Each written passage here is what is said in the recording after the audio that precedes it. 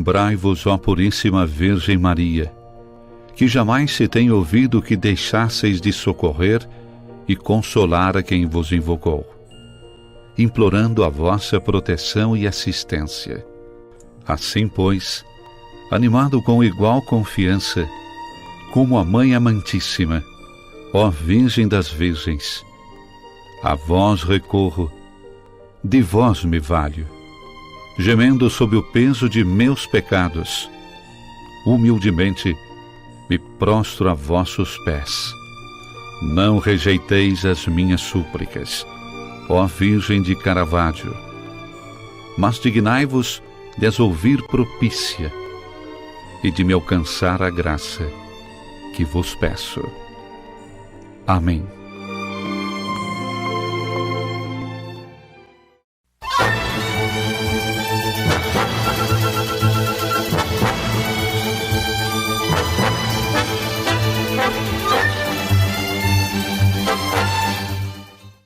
Na alegria do Espírito Santo, nós saudamos a você que nos acompanha no programa Razões da Fé, deste domingo, 17 de dezembro de 2023, pela Rádio Miriam Caravaggio, 95.7 FM, no primeiro horário das 7 às 8 da manhã, na reprise das 10 às 11 da noite, no Spotify da Rádio Miriam Caravaggio, sempre aos domingos a partir das 9 da manhã, e no YouTube e Facebook da Diocese de Caxias do Sul, sempre aos domingos também, a partir das 8h30 da noite. Também a TV Serra, canal 526 da NET, que nas terças-feiras reproduz o nosso programa. Nós estamos na edição de número 60 do Razões da Fé. Desde a sua retomada, e hoje ele voltou para a sua casa, onde nasceu lá nos idos finais dos anos 90, aqui na Rádio São Francisco, nos estúdios da tua Rádio São Francisco. Hoje nós viemos aqui gravar uma edição especial que roda neste domingo quase Natal, uma semana antes do Natal do Senhor, tempo do Advento, domingo da alegria. Nós viemos para falar sobre presépio, 800 anos de inspiração e tradição. E temos como convidados, então, primeiro convidado, o Frei Celso Bordignon, que é natural de Cachoeira do Sul, tem 44 anos de vida religiosa como frade capuchinho e 39 anos de sacerdócio. Está em Caxias do Sul desde o ano de 94, é mestre e doutor pelo Instituto Papal de Arqueologia Cristã de Roma, na Itália, e é o diretor do Museu dos Capuchinhos, o MUSCAP, aqui em Caxias do Sul, onde ele também ministra cursos e oficinas, além de atuação na pastoral das paróquias Imaculada Conceição e São Pedro e São Paulo, da Terceira Légua, ambas atendidas pelos capuchinhos em Caxias. Olá, Frei Celso, obrigado pela tua presença. Tudo bem, vamos conversar então sobre essa questão do presépio, que eu acho que é muito importante até esclarecer algumas questões, né, referentes a essa atribuição que se dá a São Francisco de ter inventado o presépio. Então, às vezes, não é bem ele inventou, né, mas ele celebrou de uma forma diferente, né? Então, a gente poderia conversar partindo disso, né? Perfeito. E nós temos como convidado também o Lucas Guarnieri, que é jornalista, especialista em televisão e convergência digital, e ele atua em consultoria de gestão e reputação, em projetos de comunicação corporativa e assessoria de imprensa. Ele tem mais de 15 anos de atuação em comunicação como jornalista e radialista, tem passagem pela gestão pública também. É um dos diretores regionais na Serra Gaúcha da Associação Rio-Grandense de Imprensa. Por 5 anos ele atuou na Pastoral da Juventude da Diocese de Caxias e atualmente, junto com a esposa dele, a Daniela, coordena a Pastoral da Comunicação, a PASCOM, aqui na Paróquia Imaculada Conceição e também na Paróquia da Terceira Légua.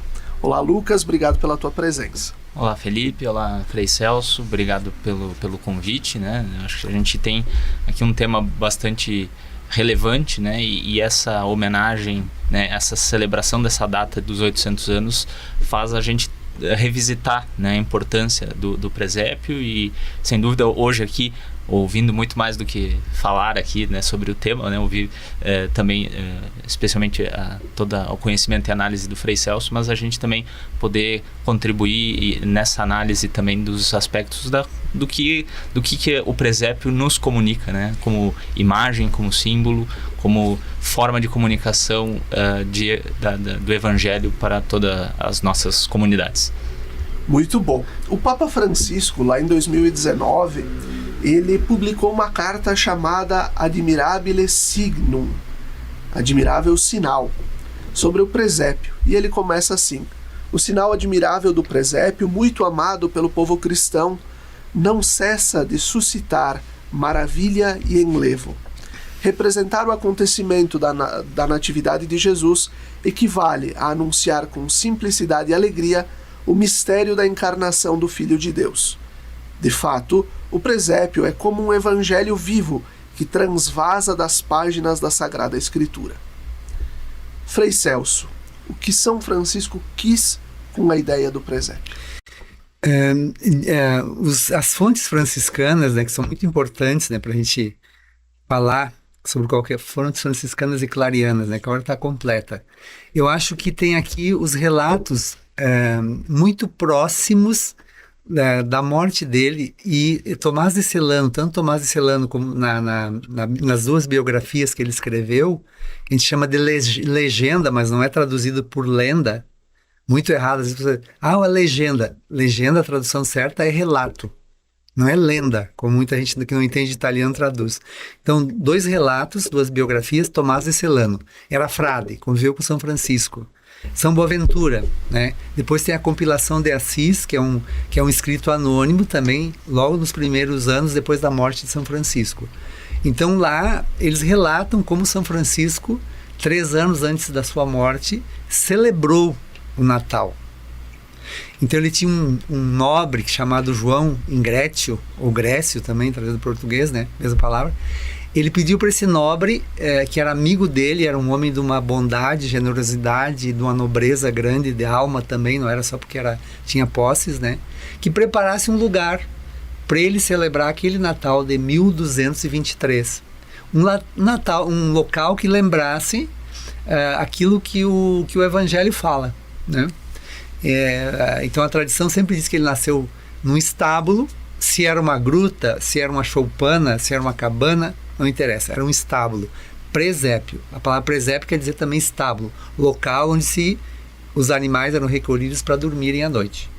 Então o relato de Lucas diz que Maria teve o recenseamento, José e Maria foram a Belém, e chegando lá, ela chegou ao momento, né? E ela deu à luz a seu filho, enfaixou em faixas e colocou na manjedoura, né? Isso é no presépio, né? O estábulo, porque não havia lugar para eles na hospedaria, mas não existia hospedaria. Na verdade, uma tradução mais recente, inclusive da CNBB, diz: não havia lugar para eles na sala.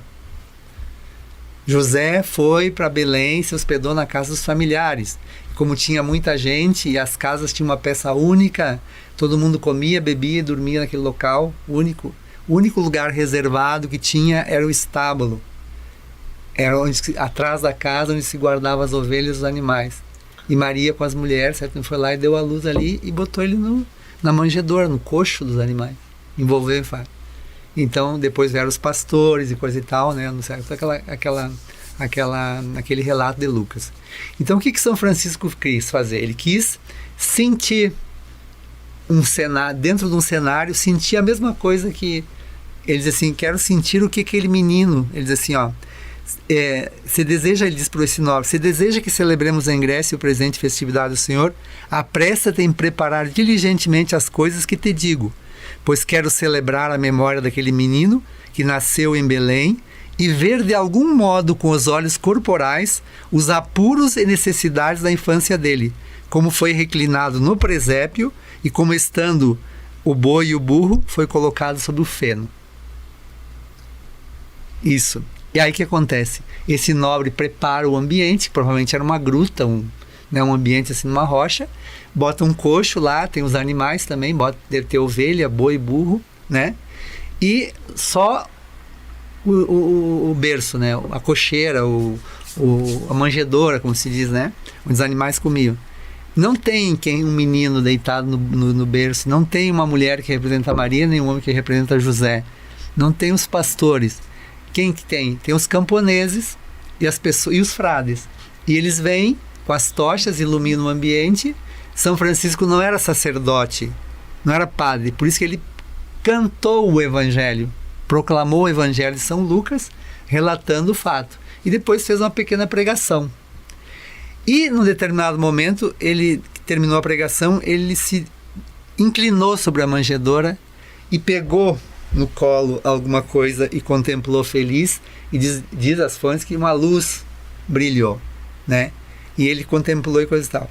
Depois diz que as pessoas voltaram para casa, felizes, contentes, levaram o feno, que serviu de remédio para os animais, também para outras necessidades, e foi assim que ele celebrou o Natal. Ele não modelou as estatuinhas de barro, como a gente... Ele celebrou assim. Porque as representações do Natal, da Natividade, já existiam. Tem até nas catacumbas. São antigas. São representações, imagens, iconografia existia nas pinturas das igrejas, nos códigos miniatos, nos livros de oração, nos afrescos, né? Nas catacumbas é muito resumida, muito sintética. Uma mãe com a criança no colo, às vezes um profeta apontando a estrela, ou às vezes uma senhora sentada numa cadeira como se fosse um trono, e 3 personagens masculinos oferecendo presentes, né? É uma coisa bem... Então, essa ideia foi se desenvolvendo a partir do Evangelho de São Lucas. E os artistas foram acrescentando, né, imaginando o ambiente. Se era um estábulo, era um presépio, deveria ter ovelha, boi, burro, né? E foram botando. Então, se era um lugar onde guardavam as ovelhas, os pastores deviam estar por perto, porque os pastores ficavam de manhã, de tarde, de noite com as ovelhas. Eles não se afastavam, porque tinha que cuidar todo o tempo, né? Então eles foram os primeiros, eram os mais pobres e mais marginalizados, os pastores, porque eles não podiam cumprir as normas religiosas, eles não tinham como ir à sinagoga, ao templo, né? E eles eram pessoas bem pobres, bem fora do esquema religioso judaico, né? E eles são os primeiros que primeiro recebem o anúncio. Eles sabem que nasceu um menino lá, e eles sentem que é diferente, e vão lá, né? Diz que os anjos anunciaram, certo? Mas eles sentem aquilo lá e vão lá a ver o menino e se maravilha e sai contando para todo mundo. Nasceu um menino, coisa e tal. Mas é isso, São Francisco, um ambiente, um cenário que ele quis sentir aquilo com os olhos corporais, o que aquele menino passou, ter sido nascido dentro de um presépio e ser colocado ali. É isso que ele fez. Muito bom. Que bom esse contexto histórico, e é sempre bom a gente recordar e conversar com quem conhece também da história e da arte, da arquitetura. Lucas, na carta ainda do Papa, ele segue: diante do presépio, a mente corre de bom grado aos tempos em que se era criança e se esperava com impaciência o tempo para começar a construí-lo. Essas recordações induzem-nos a tomar consciência, sempre de novo, do grande dom que nos foi feito, transmitindo-nos a fé, e ao mesmo tempo fazem-nos sentir o dever e a alegria de comunicar a mesma experiência aos filhos e netos. Não é importante a forma como se arma o presépio. Pode ser igual ou modificá-lo a cada ano. O que conta é que fale a nossa vida, como o Frei Celso trouxe. São Francisco queria olhar e sentir com o olho humano o que Jesus viveu e passou. Nos aspectos estudados pela comunicação é a semiótica.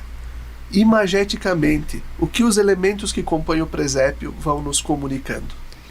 Pois, Felipe, eu entendo até que em cima dessa citação, né, da carta do Papa, e pegando um pouco de tudo isso que o Frei Celso nos trouxe de contexto, de explicação, me vem 2 palavras, inclusive, até ampliando um pouco mais a própria análise aqui do que a gente está tentando fazer, mas que trazendo para conceitos assim que a gente na comunicação até lê, estuda e coloca em prática no dia a dia, muitas vezes da questão hoje da experiência do usuário, né, na comunicação, nas plataformas que a gente tem de comunicação, e a figura no mundo aí já da internet e da tecnologia, a questão do código aberto, né? A concepção do presépio não deixa de ser uma experiência do usuário, de alguma maneira, e um código aberto, né? No sentido de que o princípio justamente não era ser fiel a um escrito bíblico ou ser fiel a uma imagem que já se tinha, mas a tentativa de uma transformação, de uma experiência, de tornar Frei, uma experiência viva de comunicação. Sim. Comunicar de forma viva aquilo que se quer transmitir, e que já de algumas outras formas já estava sendo transmitido, né? E sem montar disso uma regra fechada, né? Sim, eu acho de uma riqueza muito grande o presépio. E ele tem que ser atualizado também, sabe?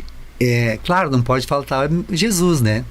Na montagem dessa, né? Mas eu acho assim, por exemplo, eu vi, por exemplo, um presépio palestino. Menino Jesus está no meio das ruínas, com todo mundo assim com medo, atualizado, né? Porque o drama de Jesus se repete em cada pessoa, cada ser humano. Você tem que atualizar. Não adianta ficar só contemplando aquilo lá por contemplar, mas tem que atualizar. Por isso que existe tanta criatividade. Por exemplo, no Museu dos Capuchinhos tem uma exposição de presépios, né, que abriu dia 6. Nós procuramos, assim, numa colecionadora, os tipos mais diferentes. Cada cultura representa com os elementos da sua cultura. E cada tempo, cada época, também insere elementos. Porque se Jesus se encarnou, ele se encarna nessa realidade que nós estamos vivendo hoje também. Então, eu sei que tem muitos presépios que são polêmicos, né? Tem o Museu dos Presépios agora deixa eu lembrar o nome do país. É dos franciscanos. Eles têm o Museu dos Presépios em São Paulo. É o Frei Roger que cuida desse museu. Ele apresentou uns presépios lá ele levou para o Convento Santo Antônio, no Largo da Carioca, uns presépios bem polêmicos, né? Então, assim, as pessoas não entendem, elas não fazem aquela reflexão de atualizar, né? Porque, na verdade, o que é? Imagina um pai e uma mãe pobre, Jesus, Maria e José, que não tenham um lugar,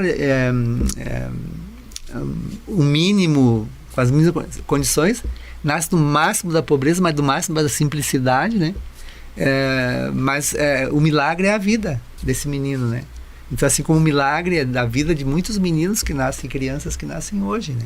Então tem que também atualizar. Não adianta representar todos os anos do mesmo jeito. Tem que ter alguns elementos da realidade que nós vivemos também.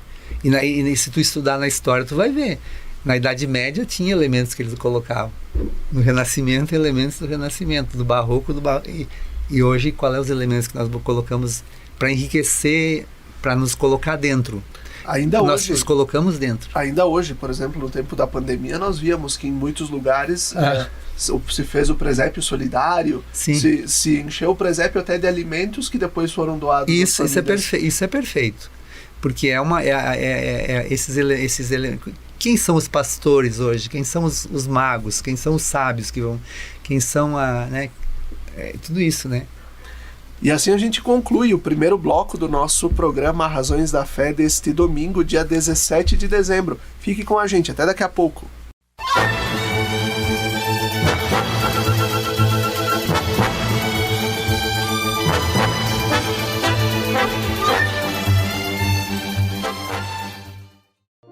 Lembrai-vos, ó Puríssima Virgem Maria, que jamais se tem ouvido que deixasseis de socorrer e consolar a quem vos invocou, implorando a vossa proteção e assistência.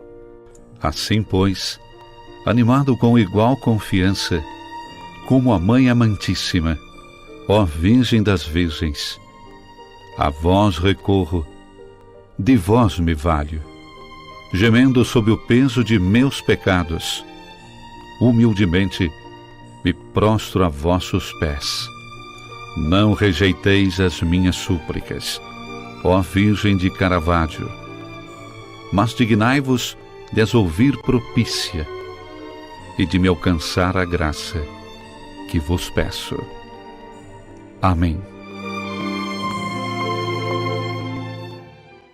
Almoce na família Gasperim Pizzaria e Restaurante e desfrute de um delicioso e saboroso cardápio. São dezenas de pratos quentes, saladas e ainda sobremesas. Tudo preparado com o verdadeiro sabor que vem de berço. A partir das 11h15, você é nosso convidado especial.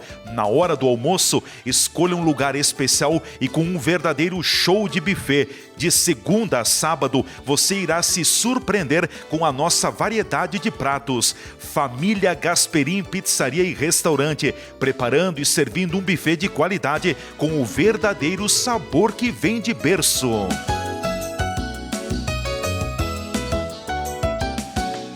A receita de um grande amor é carinho e saber a hora certa de esquentar a relação. É sempre inventar coisas juntos e misturar as histórias de cada um. Todo grande amor foi feito para durar. E você, está pronto para um relacionamento sério com as suas panelas inox? Tramontina, o prazer de fazer bonito. Vem cá, você está interessado em recuperar os seus dentes fixos? Gostaria de realizar implantes dentários sem precisar de enxerto ósseo? E quer abandonar de vez a dentadura e ter seus dentes fixos em até uma semana? Então você precisa ir direto na Oral Sim Farroupilha, porque aqui temos a solução perfeita para tudo isso. Agende uma avaliação e tire todas as suas dúvidas. Oral Sim. Nossa missão é transformar sorrisos. Avenida Júlio de Cacilhos, 1343, Centro. Fone 54 3771 0210.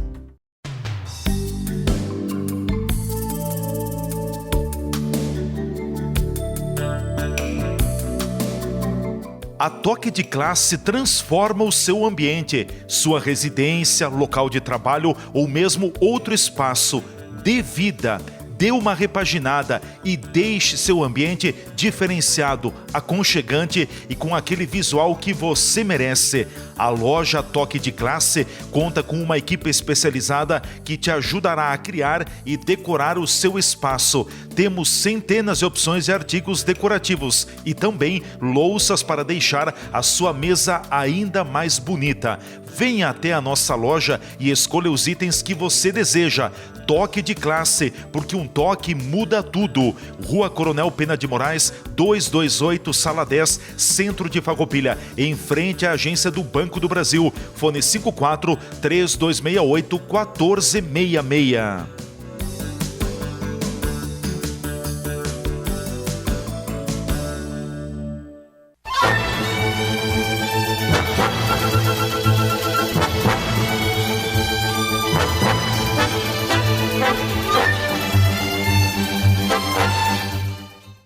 Estamos de volta com o segundo bloco do nosso programa Razões da Fé, deste domingo, 17 de dezembro de 2023, aqui pela Rádio Miriam Caravaggio, 95.7 FM e também pelas redes sociais. Hoje, a nossa gravação no estúdio da tua Rádio São Francisco, aqui em Caxias do Sul.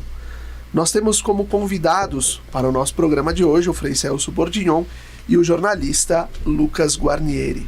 Nosso tema de hoje: Presépio, 800 anos de inspiração e tradição. Frei Celso, como a simplicidade, ou melhor, como o presépio pode nos ajudar a transmitir a fé às novas gerações a partir da simplicidade e da nobreza do abaixamento de Deus? Exato, eu acho que o presépio é para ser contemplado também, para ser refletido em primeiro lugar. Não é simplesmente achar que é bonito ou é feio, mas é para a gente refletir. Por isso que eu falei da questão de colocar elementos do nosso tempo também junto com aquele fato que aconteceu há tanto tempo. E eu acho que a solidariedade, né, certamente, né, aconteceu a solidariedade dos pastores que foram lá, o encontro das mulheres. A Maria não deu à luz sozinha, né, não tinha como, né? Então, teve solidariedade, teve simplicidade, teve, assim, como é que eu vou dizer, o máximo do rebaixamento, né, de um Deus que se faz pessoa, né, em Jesus, né, que vem ao nosso encontro, né, o Emmanuel, Deus conosco. E também eu penso assim, que o ambiente do presépio tem que ser muito simples. Não botem muita luzinha piscando, não façam muito pinheirinho, né, sabe? Eu acho que o centro é ele. Pode fazer o pinheirinho, não estou dizendo, não, pode botar uma luz, mas não demais. que daí fica também, às vezes a gente quer fazer uma coisa muito sofisticada, mas na simplicidade, né, montar esse presépio. Por exemplo, São Francisco, ele dizia numa das fontes, por exemplo, porque se eu contemplo o presépio, isso me faz também a ter uma atitude solidária com quem não tem o necessário, porque ali o menino não tinha o mínimo necessário, né, quase nada, né, o menino Jesus, né, então o mínimo necessário. O que eu posso fazer, um gesto concreto também para as pessoas, né, que estão ao meu redor, sei lá, para o morador de rua que está perto da minha porta, a prostituta que está ali, né? O que eu posso, não vou resolver o problema dela, mas eu posso fazer um gesto de empatia ou de, sei lá, qualquer coisa, né? Por simples que seja, já vai fazer diferença para essa pessoa. A gente acha que não precisa, né? Que não precisa fazer nada para o outro, né? Tem que olhar para o outro. Então, se eu olho para Jesus no presépio, eu olho para as crianças, eu olho para as pessoas, eu olho para os pais, eu olho para a família, né? Para os problemas que existem, né? Não é desligado a fé da gente, não é desligado das nossas relações cotidianas. Tem que dizer, eu rezo lá na igreja, o resto depois não me interessa. Não, rezar é muito simples, pode rezar no quarto, debaixo de uma árvore, caminhando. Não é questão de... É o que a minha fé faz com que eu seja diferente na relação com meus irmãos. O que o presépio me ajuda, na contemplação do presépio, a ser melhor. Então São Francisco queria que no dia do Natal, está nas fontes franciscanas, no dia do Natal, os pobres e famintos fossem saciados pelos ricos. Olha aí, ele diz isso. E que os bois e os burros fossem concedidos aos bois e aos burros uma ração de feno, uma ração de feno mais do que de costume, uma ração extra para eles, porque é festa, né? Suplicava também que aqueles que pudessem jogassem nas ruas trigo e grãos, a fim de que neste dia tão solene os pássaros tivessem fartura de alimento, principalmente as cotovias. Por que isso? Porque a natureza, para ele, tudo era irmão e irmã. Tudo era irmã e irmão, toda a criação. Tudo irmão e irmã, fraternidade universal. Ele queria que todos nesse dia festejassem, até as cotovias, que ele amava esses passarinhos, um passarinho comum, tipo um pardalzinho, né? Que ele falava que são muito pobrezinhos e simples. E São Francisco é a simplicidade de pessoa, né? É a pessoa, é o santo mais desarmado que existe, um dos mais puro como uma criança. Ele se tornou no final da vida dele. Ele não tinha maldade, tanto que ele vai enquanto o lobo e o lobo fica que nem um cachorrinho nos pés dele. Então, quer dizer, não tinha nenhum tipo de maldade no coração dele, só tinha amor, né? E ele dizia que o amor não era amado, né? E Jesus, né, no caso, Deus, né? Então, por isso, no caso, que ele queria celebrar esse Natal para mostrar para as pessoas o que era mesmo. E esse gesto de dizer que Jesus está dentro da gente, a gente tem que acolher ele como acolhe uma criança no nosso colo. Lucas, o que a imagem do presépio nos ajuda a comunicar? Se a gente falava antes da semiótica, do código aberto, o que a imagem do presépio nos ajuda a comunicar? Não, sem dúvida, Felipe, eu acho que a comunicação que parte do presépio, ela é justamente essa comunicação da simplicidade, da gente também poder compreender a essência do gesto que está sendo representado ali, né? Eu entendo, até o Frei trouxe uma lembrança aqui da imagem, né? Que normalmente nas nossas casas a gente monta ali uma árvore, monta o presépio, usa os símbolos, né? Constrói os cenários dentro dos nossos ambientes, né?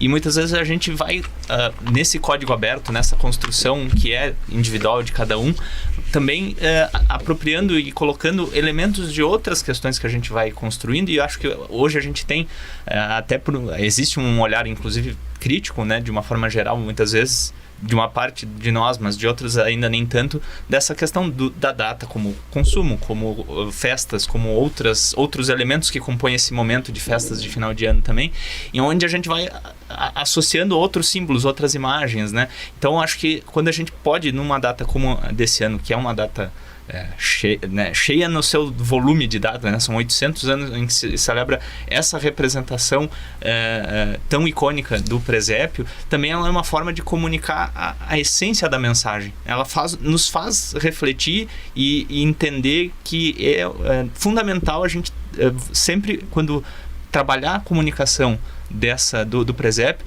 não deixar de esquecer qual que é a essência da mensagem que se quer transmitir com isso, porque sem dúvida cada vez mais a gente, quanto mais vai evoluindo enquanto sociedade, vai tendo mais acesso a mais formas de comunicação, mais acesso a conteúdos, a formas de expressão cultural de inúmeras sociedades. Daqui a pouco a gente está, né, misturando cada vez mais coisas, mas se a gente não deixar se perder a essência da mensagem, esse código aberto pode ser cada vez novamente reinventado, reconstruído, repaginado, porque de uma certa forma foi isso que São Francisco quis transmitir no ato dele, e que de alguma maneira ano após ano vem ganhando cada vez novas e maiores proporções, né? Sim, não se esgota nunca, né?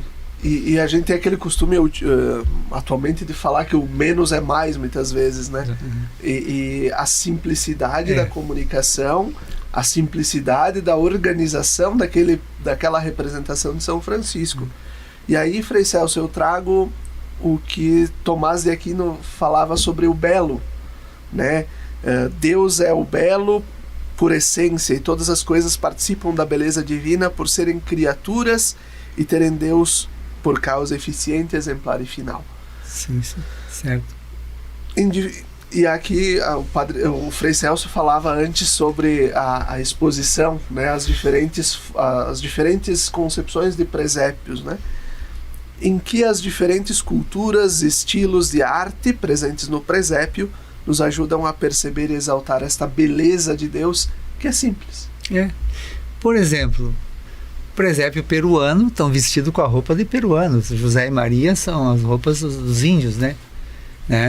Por exemplo, um presépio africano, são todos com a cor negra. São africanos, né? Presépio, qual é que tem outro ali no museu? Tem um presépio muito realista ali também, que o menino Jesus está nu, completo, com todas as partes, porque tem algumas estatuinhas do menino que não tem os genitais, né? Porque não pode, entendeu? Mas ele está completo, está nu em cima do berço, como um ser humano, homem, né? Um menino, né? Outros, assim, por exemplo, tem peculiaridades de presépios diferentes. Tem o galo, não tem o boi e o búfalo, tem o galo cantando lá. Então é por quê? Porque ele anuncia a aurora, a luz, né? Então, lá para o norte do Brasil, eles costumam, Minas, botam um galo no presépio, por exemplo. São enriquecimentos bonitos e que têm um significado. Esse não está ali, um presépio que eu vi também, que tinha um presépio gaúcho. Nossa Senhora está vestida de prenda, São José está tomando chimarrão, o menino está no berço, vem os gaúchos, os reis magos são os gaúchos que trazem os presentes. É interessante, né? Trazer para a cultura, né? Para a cultura local, né? E não desmerece em nada. Porque de alguma maneira, se a gente fosse imaginar que Jesus nasceu numa Belém de uma cultura de 2000 anos atrás, de uma outra composição geopolítica de sociedade, se ele nascesse de fato no interior do Rio Grande do Sul, certamente seria, claro, dessa forma como a gente está visualizando. Então daí traz para a cultura, né? Porque Belém era periférica, era uma cidadezinha não muito importante. Por que não nasceu em Jerusalém? No templo, sei lá, não. Não nasceu no templo, em Jerusalém, no Palácio do Herodes. Nasceu lá, retirado, né? Então, isso também é um dado. No fundão de tudo. No fundão de tudo. Lá em Belém, uma cidadezinha, né? E isso nos ajuda a falar da beleza de Deus? Sim, claro. A beleza de Deus é simples. Ela é simples, ela fala direto ao nosso coração. Nada, eu acho assim, essas coisas grandiloquentes, como se diz, né, estupefacentes e cheias de luz e brilho, eu acho que não, às vezes isso dá uma ideia errada também da arte sacra, né? A arte sacra, ela tem que comunicar o mistério e a beleza ao mesmo tempo, mas não precisa ser uma coisa assim que seja agressiva, por exemplo, assim, tudo de ouro, por exemplo. Não é uma coisa muito legal, porque sabe, né, que o ouro é uma coisa que tem um valor muito exagerado, né? Nem cheio de pedras preciosas, mas se fazia também isso muitas vezes, né? Se colocava nos personagens mais importantes o melhor pigmento mais caro, se incrustava brilhantes rubis, etc., nas gotas de sangue de Cristo na cruz. Mas é um pouco exagerado, assim, um pouco, né? Então acho que a gente tem que ter a simplicidade dos materiais também que se usa, eu acho, né? Pedra é pedra, tijolo é tijolo. Barba de pau é barba de pau.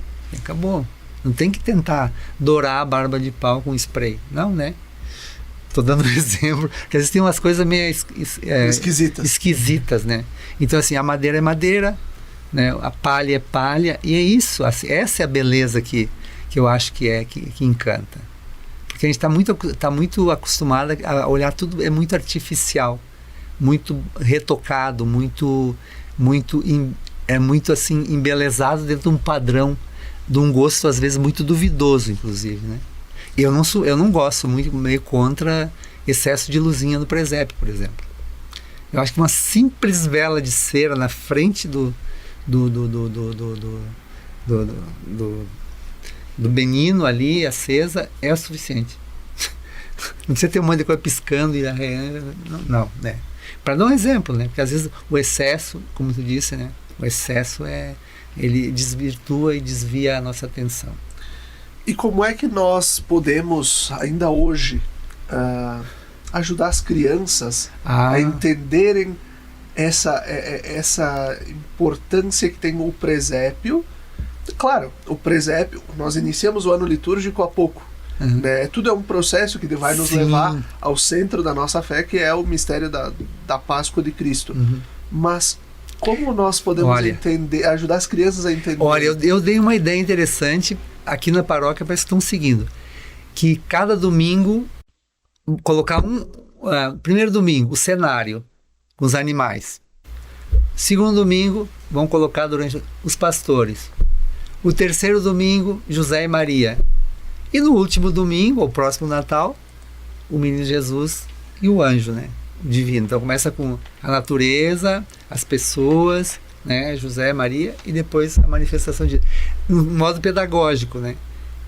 Mas as pessoas têm tanta pressa que às vezes eles montam tudo já antes e tem que estar tudo lá e não querem mais, deixa lá, aquilo lá está pronto e deu. Eu acho que tinha que ter um pouco de didática também, nesse sentido, de explicando quem são os pastores, quem são, o que é a natureza que a gente tem que cuidar, entendeu? Exato. A natureza participou disso, os animais estavam ali, os pastores, o dado divino, os anjos que cantavam, que anunciaram e coisa e tal, José e Maria, né? O pai e a mãe que acolhem essa criança e coisa e tal, né? Os magos que vêm depois, os sábios que procuravam a luz, né? Os outros povos, né?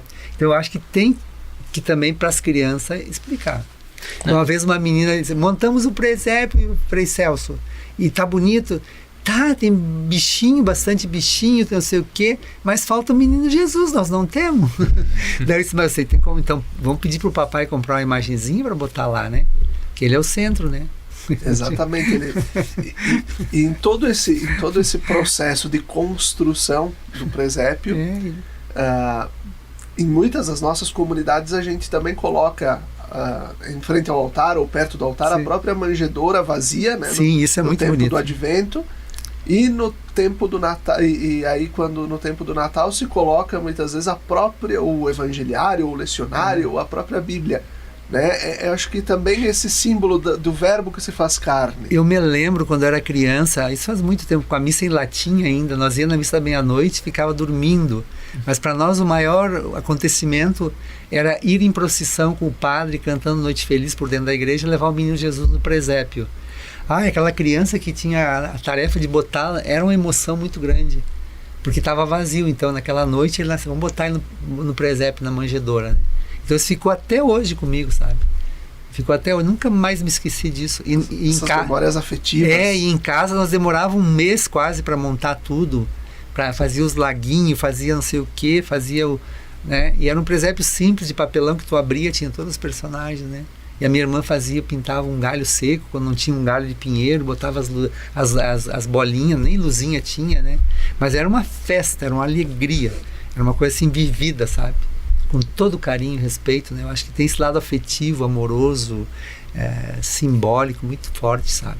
Você que nos acompanha em casa também tente puxar pela memória a montagem do presépio na sua casa, na tua infância, como era, né?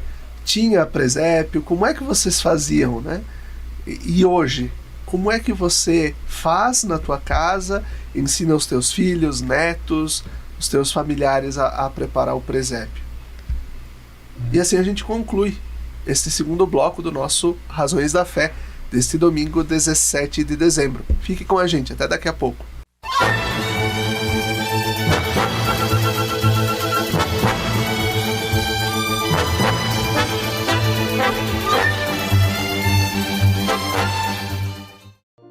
Lembrai-vos, ó Puríssima Virgem Maria, que jamais se tem ouvido que deixasseis de socorrer e consolar a quem vos invocou, implorando a vossa proteção e assistência.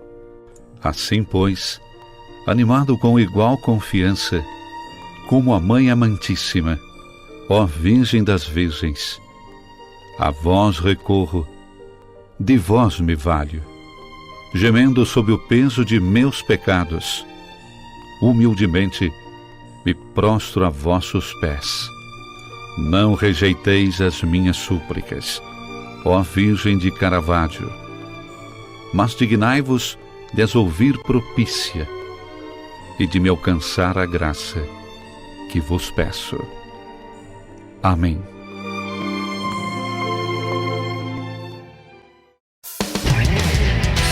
Estas imagens que você está vendo aí são das 4 unidades do Grupo Bigfer no país. Nossas fábricas têm mais de 100 mil metros quadrados de área construída e estão instaladas em Farroupilha, no Rio Grande do Sul, em Curitiba, no Paraná e em Votuporanga, em São Paulo. Somos o maior fabricante de acessórios para móveis da América Latina. Produzimos mais de 10 mil itens que atendem aos mercados moveleiro, metal mecânico, linha branca, metais sanitários e supermercadista no Brasil e no exterior. Temos frota própria, o que agiliza a entrega dos produtos de nosso catálogo para clientes de todo o território nacional. Estamos andando no caminho certo.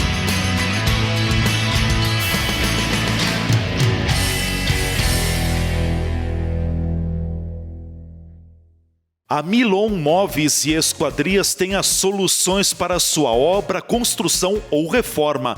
Móveis planejados para sua casa ou ambiente de trabalho, a Milon faz. Aberturas de madeira e alumínio, a Milon também faz. Uma equipe de profissionais preparada para apresentar o melhor projeto e a melhor solução para a sua necessidade. Tradição, qualidade e experiência é com a Milon, há mais de 43 anos, marcando presença na sua vida. Em Nova Milano, Rua Ismael Piazza, 450, fones 54-3268-0550 e 984-34-8117. De segunda a sexta-feira, sempre às 17 horas e aos domingos às 11 horas, acompanhe a transmissão da Santa Missa direto do Santuário de Nossa Senhora de Caravaggio. Fique ligado na TV Serra, canais 26 e 526 da NET Claro, no Facebook TV Serra Farroupilha ou então conectado ao nosso site www.tvserra.tv e reze conosco. Na Palavra de Deus e na Eucaristia, alimentamos nossa vida e fortalecemos nossa caminhada. Missa direto do Santuário de Nossa Senhora de Caravaggio na sua TV Serra. Momento de oração, fé e devoção na padroeira da Diocese de Caxias do Sul e da cidade de Farroupilha. Patrocínio Tramontina, o prazer de fazer bonito. TV Serra, levando o Santuário de Caravaggio até você.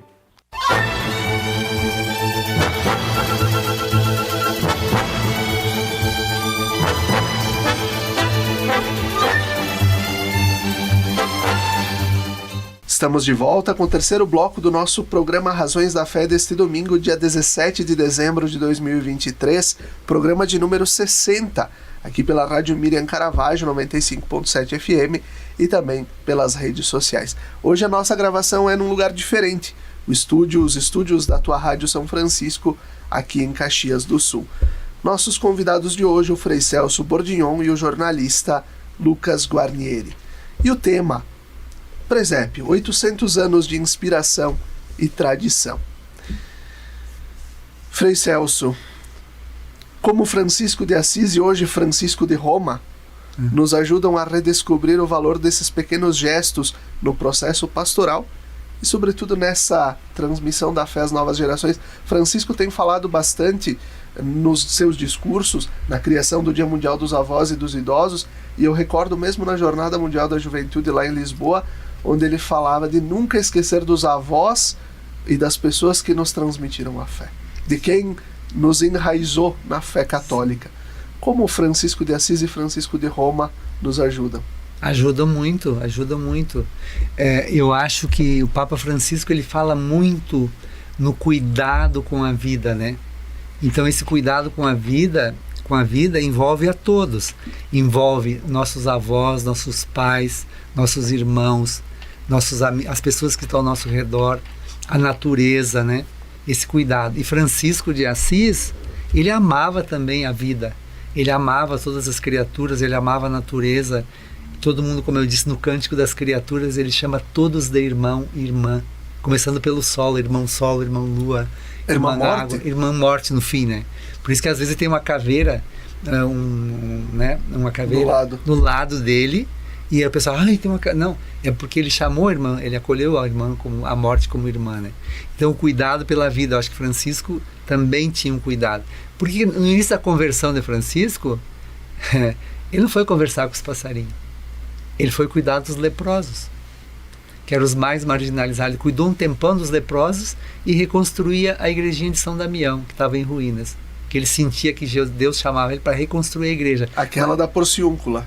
Não, a Porciúncula é depois. É São Damião, a primeira. Depois também a Porciúncula era abandonada, era uma igrejinha lá no meio do mato, quase um capitel, e aí era dos beneditinos, parece, eles doaram para São Francisco cuidar, e a Santa Maria dos Anjos, né? E daí ele tinha esse cuidado, então ele cuidava dos leprosos e reconstruía a igreja. Cuidado com a vida, né? E nesse processo de conversão dele, ele vai demonstrando como o outro, como é importante, né?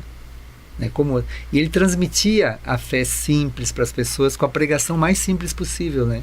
Muito mais, ele dizia assim, quando o teu exemplo, o teu procedimento não é suficiente, então você use as palavras. Ele pregava pela vida, pelo modo como ele se posicionava diante do outro ser humano, diante da natureza e na relação com as pessoas e com Deus, né? Então era isso, né? E eu acho que ele nos ensina isso, nos ensina a solidariedade, o perdão, o amor. O amor, eu digo, se você tem fé, diz que tem fé e não tem amor no coração, é aquilo que o Frei Beto disse numa palestra que eu fui dele. Fé sem amor é idolatria. O amor tem que estar junto com a fé. Separado não, né? Ele pode viver só por ele também, só eu amando as pessoas. Não precisa necessariamente... Uma pessoa que não tem fé e ama o outro e cuida do outro, também se salva, né? Porque às vezes a fé te condena. Se tu tem fé, mas sem amor, sem obras, pro próximo, pro outro, não tem muito sentido, né? Fica uma relação comercial com Deus. A gente falando desse... E amor é gratuidade, né? Sem dúvida. Quando a gente fala desse processo de transmissão da fé, né? E que o presépio é uma concretização muito própria disso, da transmissão da fé. Como é que a igreja, como ajudar a igreja, que ela é essa mãe que nos acolhe, né?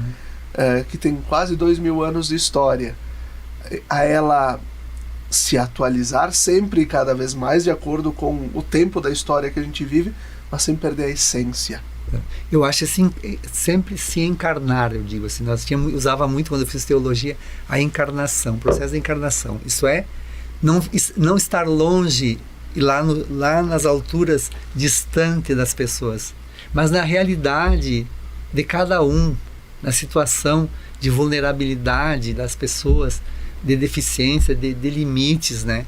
Então, se encarnar. Eu admiro demais, assim, para mim, o padre Júlio Lancelotti, por exemplo. O que esse padre faz, gente, e recebe crítica, ameaça e um monte de coisa. Ele não vai, ele mesmo, eu não consigo, o problema é tão grande dessas pessoas que moram na rua, eu estou tentando ajudar no que eu posso para que elas tenham um mínimo tenham um pedaço de pão para comer. São drogados, são, sei lá, todos os defeitos possíveis, sim, mas é um ser humano, né? Então é isso. Eu acho que a fé da gente tem que ter uma dimensão social também. Tem que ter uma dimensão social. Não é só eu e Deus, não. A cruz tem duas dimensões, uma vertical e uma horizontal, né? Por isso que é uma cruz, né? Por isso que tem que ter, se não tiver essa relação com o outro e com Deus ao mesmo tempo, tem que ter amor nisso, né? Eu acho.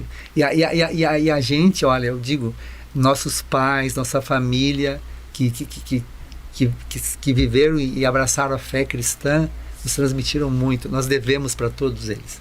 Eu devo para minha mãe, para o meu pai, para alguns irmãos meus, para minha avó, o testemunho que eles e se eu estou aqui hoje sofrer é por causa deles, é porque eles me colocaram aqui.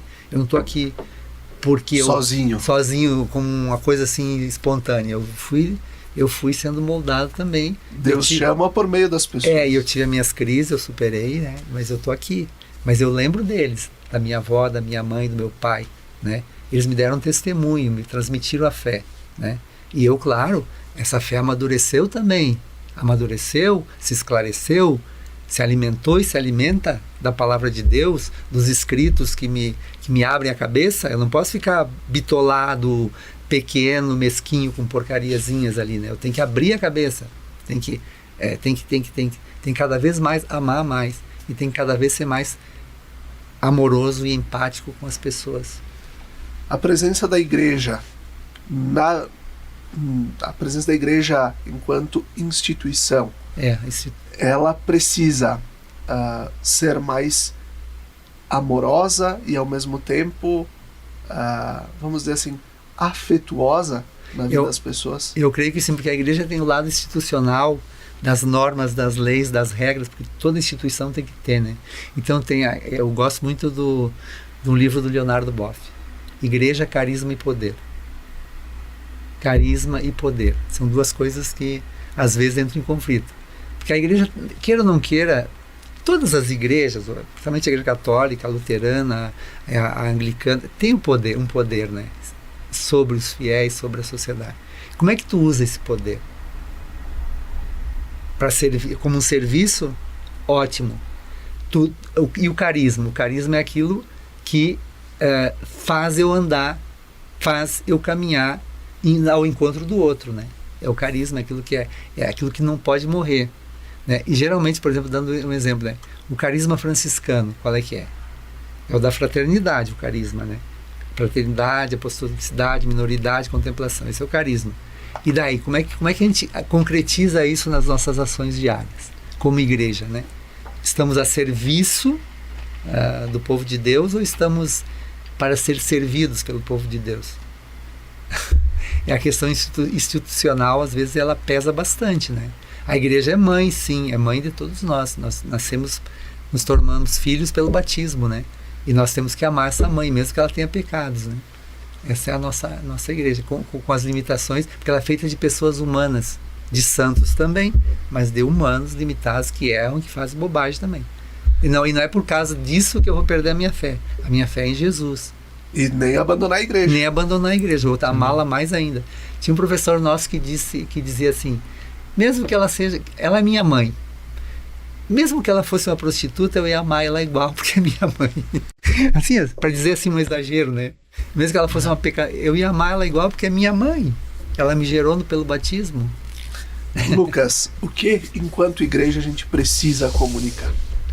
Sem dúvida, acho que aqui a gente repetiu algumas vezes uma palavra aqui que é fundamental, que é o amor, né? E eu acho que essa é a grande expressão que precisa aparecer em cada forma de comunicação, né? E agora até com o próprio exemplo do Natal, a gente pode fazer aqui, trazer como relatos por ações que as próprias paróquias aqui, né? Que o Frei, obviamente, que atua enquanto sacerdote, enquanto Frei, mas eu, minha esposa, enfim, as pessoas, os leigos que estão no dia a dia também no seu trabalho comunitário, os relatos que a gente pode construir, né? A gente traz na comunicação essa essência, sempre uma comunicação amorosa, uma comunicação que tenha como grande princípio o envolvimento daquela comunidade, né? No próprio Natal agora nós tivemos na paróquia aqui trabalho inclusive coordenado, orientado pelo Frei Celso com a catequese, a constituição de um auto de Natal, uma celebração, uma encenação, mas que tem todo esse envolvimento individual de cada catequizando, das famílias, dos catequistas, as próprias comunidades que são vinculadas aqui à paróquia, também uma programação de uma cantata, outras com os próprios presépios, concertos. Então, são elementos de comunicação, de arte, da expressão daquela comunidade, que cada realidade aqui, e o exemplo aqui da Imaculada Conceição, da paróquia também da São Pedro de São Paulo, são de inúmeras comunidades. A gente está numa região, na região sul de Caxias do Sul, são mais de 20 comunidades, são 26 comunidades vinculadas à paróquia Imaculada e mais 6 à paróquia da São Pedro de São Paulo. E cada comunidade, né, nessa essência assim, urbana, tem uma forma também de comunicar, uma forma dessa interação, dessa troca, e da comunidade fazer a vida de igreja, fazer essa vida cristã ali, que tem a figura dos freis, das lideranças, as orientações todas religiosas que estão no dia a dia acompanhando essas comunidades, mas são essas comunidades que fazem a vida acontecer. Então um pouco a essência dessa comunicação amorosa também é isso, a comunidade faz aquela comunicação, não tem uma fórmula pronta, não tem uma essência, né? Você assume essa receita e faz, né? Então tem esse olhar, esse princípio que perpassa todo o trabalho, e que isso se traduz nessas ações que eu citei aqui. Essas ações do Natal são exemplos disso, e que a gente pode, obviamente, se for buscar nas outras paróquias, nas outras realidades da nossa diocese, a gente vai encontrar inúmeros novos exemplos, tão lindos quanto também, e que eu acho que são dessas formas de expressão, né, Frei? São formas da comunidade tornar viva essa figura de Jesus. Expressam a fé, expressam a participação, a comunhão entre as pessoas, a ligação com a comunidade de fé. São momentos muito importantes que eu acho que todos são convidados a participar. Nós fizemos ontem o Alto de Natal aqui, exatamente como São Francisco celebrou, e eram os pais das crianças com as crianças e os catequistas que encenaram. Eu fiz o roteiro, tudo. Tinha o grupo que cantava, né, e eles encenaram toda esse...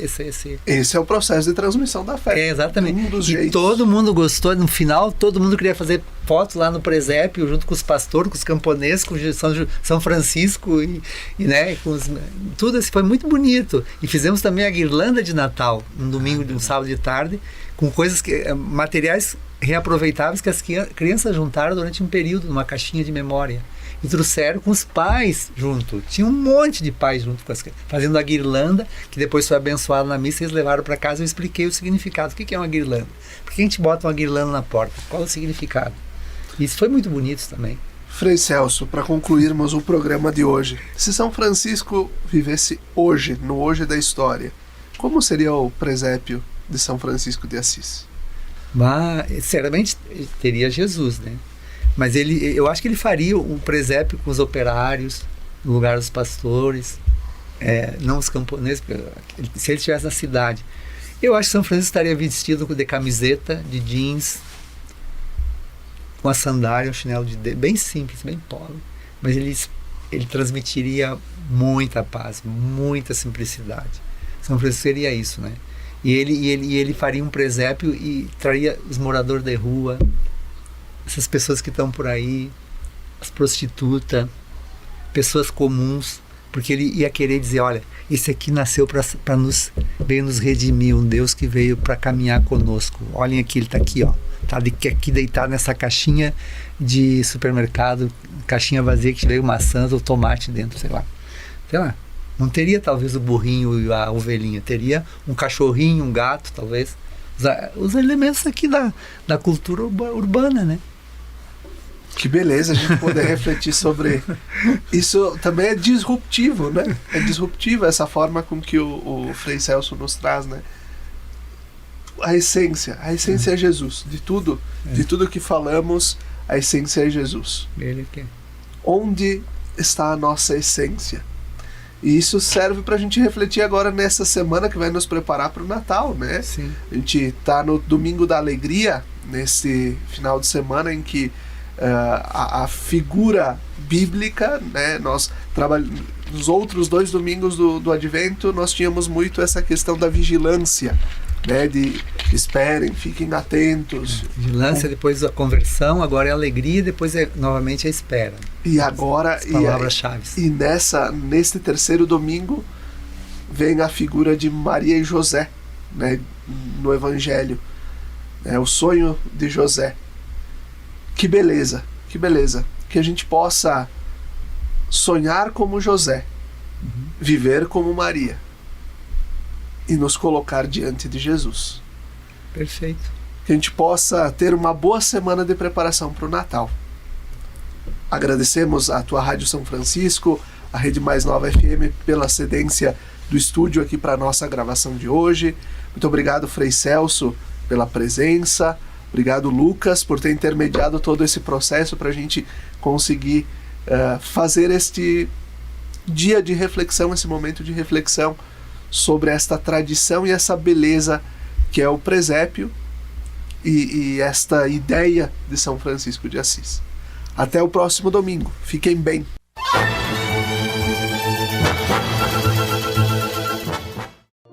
Lembrai-vos, ó Puríssima Virgem Maria, que jamais se tem ouvido que deixasseis de socorrer e consolar a quem vos invocou, implorando a vossa proteção e assistência. Assim, pois, animado com igual confiança, como a Mãe Amantíssima, ó Virgem das Virgens, a vós recorro, de vós me valho, gemendo sob o peso de meus pecados, humildemente me prostro a vossos pés.